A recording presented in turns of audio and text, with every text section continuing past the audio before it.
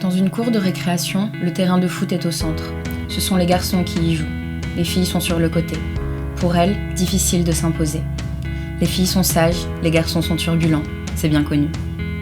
Une fois dans l'enseignement supérieur, les femmes représentent seulement 30% des élèves des classes préparatoires scientifiques, contre 74% des classes préparatoires littéraires. Arrivées sur le marché de l'emploi, elles sont surreprésentées dans les professions relatives à l'administration, à la santé, au social et à l'aide à la personne. Les secteurs de l'agriculture, des transports, de l'industrie, de l'énergie et de la construction sont, eux, dits des métiers d'hommes. Mais pourquoi un tel manque de mixité dans les filières et les métiers ? Pourquoi de tels stéréotypes qui semblent s'accrocher dans tous les esprits ? Quelle en est la cause ? Et en quoi cela creuse-t-il les inégalités entre les genres ? Tous ces stéréotypes et ces croyances sont partagés par les adultes, mais aussi et surtout par les enfants. C'est ce que l'on appelle du sexisme assimilé, intériorisé ou intégré. C'est quand les stéréotypes sont devenus une réalité. Ancrés dans l'esprit de chacune dès le plus jeune âge, on ne les remet plus en cause. Pourtant, le sexisme assimilé influe sur les comportements, les résultats scolaires, les goûts, le style vestimentaire des enfants, et j'en passe. Mais d'où vient le sexisme assimilé ? Quelles en sont ses conséquences sociales et culturelles ? Et existe-t-il des solutions pour combattre ce phénomène social ?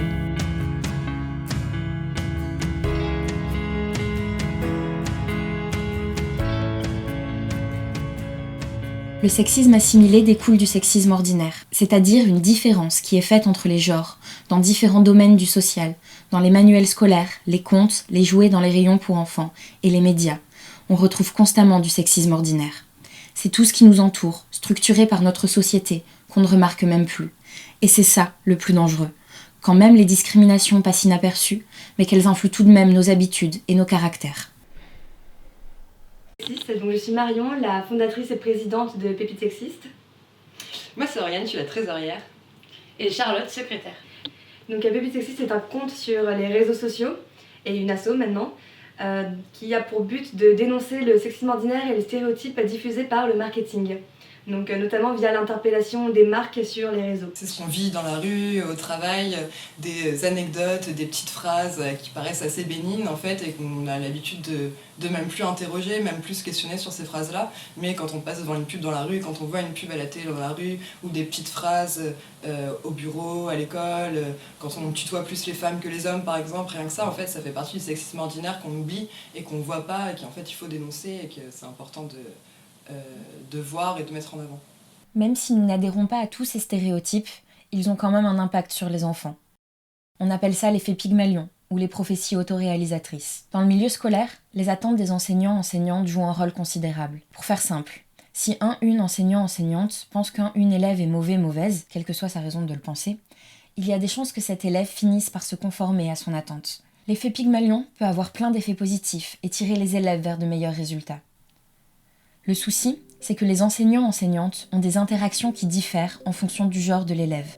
Les remarques sur l'apparence physique sont réservées aux filles et celles sur les comportements d'agressivité ou d'agitation sont faites aux garçons. Par ailleurs, certains comportements comme l'agitation, l'hyperactivité sont jugés déplorables mais naturels quand il s'agit de garçons et sont condamnables pour les filles.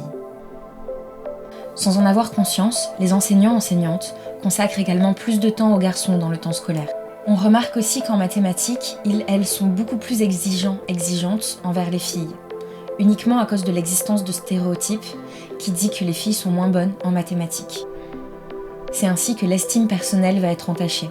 En effet, pourquoi persévérer si on ne comprend pas et que la société considère cette difficulté comme normale ? Par conséquent, il semble logique d'après ce constat qu'on retrouve davantage de garçons en sciences et en mathématiques que de filles. Mais la non-mixité des filières est non seulement une conséquence, mais aussi une cause de cette homogénéité de genre. En effet, le surplus d'un genre par rapport à l'autre va conforter les élèves dans l'idée qu'il est normal de ne pas aller dans telle ou telle filière, car celle-ci n'est pas faite pour elles ou eux. Le sexisme ordinaire est donc intrinsèquement lié au sexisme assimilé. Mais allons plus loin. D'où vient le sexisme ordinaire ? D'où vient le sexisme ? Avant tout, pour comprendre le sexisme, il faut comprendre ce qu'on appelle le sexe. Tout d'abord, il est important de différencier le sexe biologique du sexe social, ce qu'on appelle d'ailleurs le genre. Le premier se rapporte à l'apparence des organes génitaux, et la société va le classer en deux catégories binaires, dites biologiques, mâle et femelle. C'est de cette assignation que découle le genre, qui lui est social et donc non biologique. Il se base donc sur notre société et son fonctionnement et varie selon la culture et l'époque. Dans notre société, les enfants apprennent très tôt ce que cela signifie être un garçon ou être une fille. Que ce soit par les billets d'activité, d'occasion, d'encouragement, de découragement, de suggestions, de conseils, ou juste par diverses formes d'injonctions. Ils, elles, sont directement influencés par l'éducation et les attentes de leur père. Même avant la naissance, il est important pour les parents de connaître le sexe de l'enfant, pour décorer la chambre et habiller leur enfant. Après la naissance, le ton de la voix va être différent. On parlera plus doucement à une petite fille, alors qu'on adoptera généralement une voix plus ferme, plus vigoureuse, pour parler à un petit garçon. Plus tard, les enfants auront des jouets différents, et même des couleurs différentes. Rose pour les filles, bleu pour les garçons, c'est bien connu. Les attentes durant l'enfance seront complètement différentes elles aussi. On attendra des garçons d'être indépendants, ambitieux, sûrs d'eux, travailleurs, intelligents et volontaires. Tandis que pour les filles, on attendra plutôt qu'elles soient gentilles, aimables, attirantes, et enfin qu'elles aient de bonnes manières, fassent un bon ménage et soient de bonnes mères. Pour les habits, les parents habilleront une fille de manière plus décorative et un garçon de manière plus fonctionnelle. Comment ne pas s'étonner alors qu'en arrivant en classe, deux groupes distincts se forment ? Les influences du genre, qui engendrent une différence de traitement des filles et des garçons, contribuent à façonner les rapports sociaux entre les hommes et les femmes, car c'est sur ces influences que repose la socialisation. Ainsi, cette binarité du genre va être la cause même du sexisme. Le rôle attribué au sexe, et par extension au genre, fait partie intégrante de l'histoire du sexisme. Les tâches sont très clairement définies en fonction du genre. Un genre est dit supérieur dans l'organisation sociale et juridique, le masculin. C'est ce qu'on appelle le patriarcat. Les inégalités de genre sont le point d'orgue du sexisme. Des inégalités de droit, oui, mais aussi de fait, des inégalités de traitement et d'éducation. Notons que les rapports sociaux filles-garçons sont également influencés par les orientations sexuelles et romantiques. En effet, notre société étant très hétéronormée, c'est-à-dire que l'hétérosexualité est devenue sociétalement la norme, elle crée en parallèle de l'homophobie, des écarts sociaux filles-garçons. Par exemple, un garçon qui fréquente une ou plusieurs filles à l'école primaire va être accusé d'avoir une amoureuse. Cette conclusion faite par la société repose sur l'hétéronormativité. La norme de l'hétérosexualité va même jusqu'à créer cette légende urbaine qui stipule que l'amitié fille-garçon n'existe pas. Tout cela va jouer un rôle clé dans le sexisme assimilé, car en effet on attribue à chaque être social un comportement hétéronormé qui diffère selon le genre de l'individu concerné. L'hétéronormativité fonctionne de la même manière que le sexisme ordinaire, via les médias, l'art, l'éducation, l'histoire, la religion, les pubs, etc., etc., etc. Alors on dit souvent que les publicités sont le miroir de la société, mais en fait les publicités ne sont pas que le miroir de la société, elles impactent la société dans le sens où elles vont normaliser des valeurs et des comportements. Donc par exemple, on va voir beaucoup de femmes qui vont par exemple vendre des produits pour les bébés, donc la crème pour bébé, tout ce qui concerne la parentalité. Et en fait ça normalise le fait que les pères soient totalement exclus de la parentalité. Pareil pour tout ce qui est dans le bâtiment, en fait, ça va être souvent des hommes représentés, ou s'il y a des femmes représentées, elles seront objectifiées, sexualisées. Donc ça va en fait créer des biais, comme quoi en fait le secteur du bâtiment n'est pas forcément pour les femmes. Les conséquences de ce sexisme intériorisé, assimilé et ordinaire sont innombrables.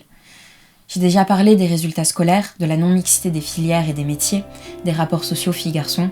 Il s'agit des conséquences directes. Mais le sexisme assimilé va développer un imaginaire collectif qui se développe dès l'enfance, où chaque genre a un rôle précis. Cela a pour conséquence de créer une multitude de stéréotypes et de comportements discriminants. Cette binarité sociale dans le genre engendre également énormément de comportements transphobes. C'est cette confusion entre le sexe et le genre qui va être la source de discrimination sexiste, transphobe et homophobe. Dans notre société patriarcale, et à cause du sexisme assimilé qui s'est faufilé dans les esprits des enfants petit à petit tout au long de leur vie, les hommes vont avoir tendance à être plus violents. En effet, on peut observer que les insultes sont la première cause des violences faites aux femmes, et 3/4 des auteurs sont des hommes. C'est dans l'intimité de l'espace conjugal que sont le plus souvent perpétrées les violences de toute nature. Agression, menaces verbales, chantage affectif, pression psychologique, autorité, attitude de dénigrement, de mépris et bien d'autres. Dans la rue, les violences continuent, les agressions sexuelles ne s'arrêtent pas. En conclusion, le sexisme ordinaire qui nous entoure en permanence et le sexisme assimilé qui en est la conséquence directe et qui influence nos comportements sociaux repose essentiellement sur la différence sociale qu'on attribue aux genres hommes et femmes, ainsi que sur la hiérarchisation qu'on fait entre ces deux genres.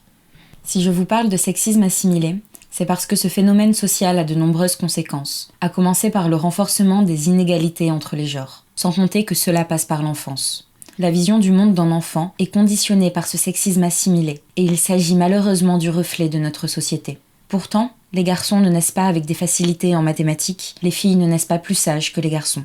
Il ne s'agit là que d'influences sociales au cours de la vie. Des pistes de solutions sont nombreuses, à commencer par boycotter l'attribution sociale des jouets. Une fille peut jouer avec un camion, un petit garçon avec une poupée. L'achat de jouets ne devrait pas être conditionné par le genre de l'enfant. Il s'agit tout simplement de traiter les enfants de la même manière, quel que soit leur genre. On peut aussi boycotter et dénoncer les publicités sexistes. Mais une des solutions, assez polémiques aujourd'hui, serait d'inclure au maximum tous les genres de manière égale dans tous les domaines. Et cela passe par un effort de langage. Représenter, dans son propre discours, tous les genres de façon égale, à l'aide du langage inclusif, permet d'éviter la surreprésentation du genre masculin et de donner au genre féminin une existence au sein de la parole. Le langage inclusif, qui consiste à accorder au masculin et au féminin simultanément, comporte plusieurs règles simples, comme l'accord de majorité ou de proximité. Ou bien l'utilisation de pronoms tels que yel ou ile permet de représenter de façon égale tous les genres, et surtout permet à chaque individu de se sentir concerné quand on parle. Car en effet, ce qui n'est pas nommé n'existe pas vraiment.